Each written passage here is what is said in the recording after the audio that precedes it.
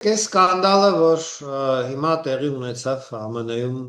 սկսվեց կոնգրեսում, հա, ապստամբությունից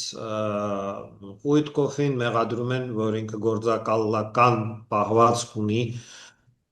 դավաճան է, ԱՄՆ-ի շահերի դավաճանը եւ այլն։ Հա լուրջ է։ Այդ ամբողջը պիսի ֆոն է, որը որ բացառում է այս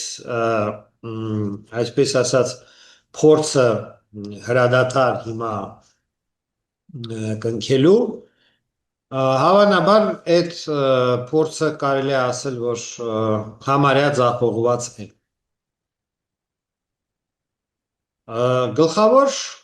հակառակորդը մենք տեսնում ենք եվրոպական պետություններն, որոնք որ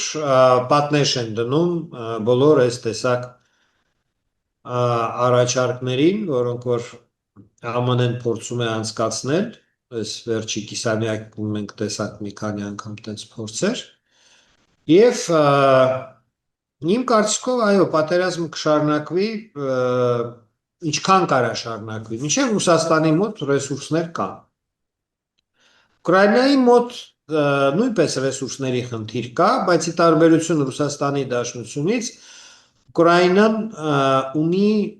աջակցության աղբյուրներ, իրեն աջակցում են եվրոպական պետությունները։ Ռուսաստանի Դաշնությունը աջակից նյութական ռեսուրսների առումով չունի, հակառակը, ինքը գտնվում է պատժամիջոցների տակ եւ իրեն օժանդակություն իրականացնողները նույնպես հայտնվում են պատժամիջոցների տակ։